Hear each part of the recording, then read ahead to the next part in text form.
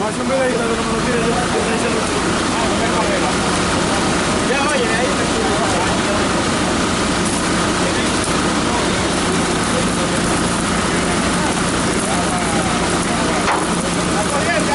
Bueno, señores, ya están trabajando con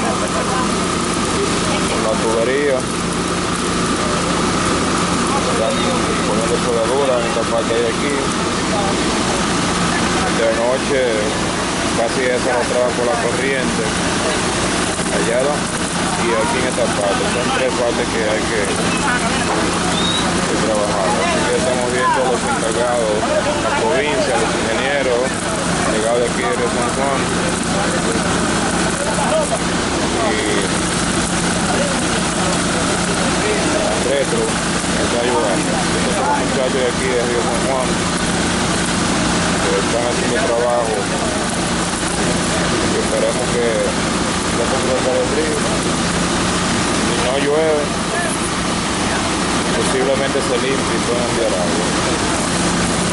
¿Qué es lo que no? El mismo trabajo que se lleva a